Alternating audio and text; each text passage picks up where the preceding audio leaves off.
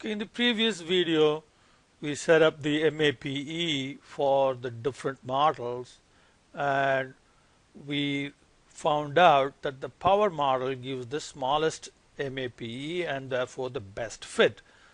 So we're going to use the coefficients from the power model in the profit model in the next tab. So let's first get the constant is equal to that cell,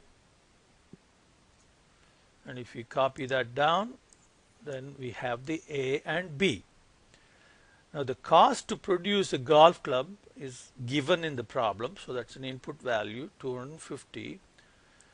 Now our task is to find how much we should sell the golf clubs for so that our profit is maximized. So let's use an initial value, a trial value of $400. So let's use the currency format. Okay. Now the profit model is the predicted demand using the power model is A times the price to the power of the exponent. Okay. Let's go back and verify that.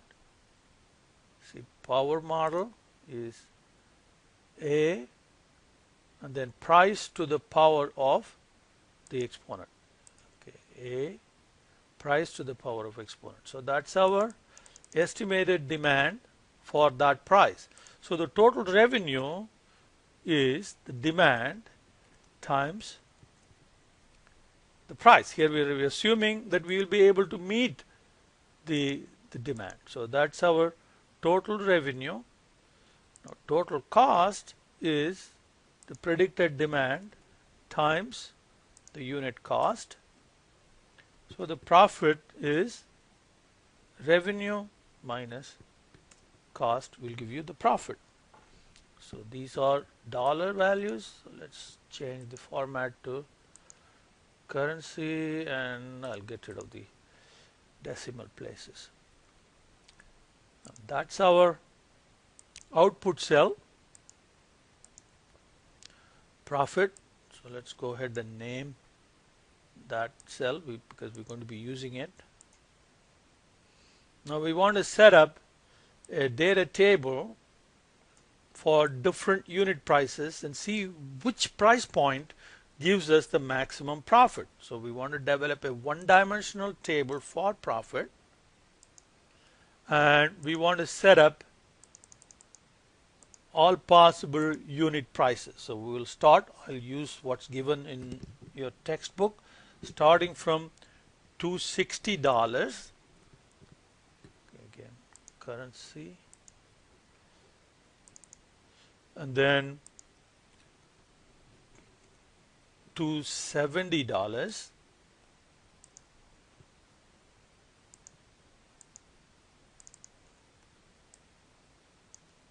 Let's see, we want to go all the way up to $600.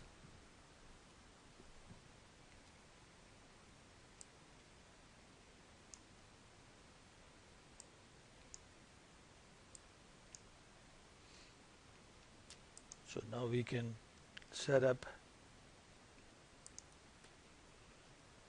a data table. Okay, data, what if analysis, data table, and here it's the column input, and here is our input value. Click OK, and now we have the different profits that we will be making. And let's format it. Now of course we want the maximum profit that we will be making, so we can use a conditional format, okay, to highlight. Okay, so we can say equal to, so here I'm going to say max of all of these values. Equal to sign. and that highlights the maximum value. One more way of doing that is to find the maximum profit here, and then we can use that in our conditional format. Now, what if we want to get the best price corresponding to that maximum value automatically using Excel functions? Okay, and here is where we can use an index function and a match function. We'll look at that in the next video.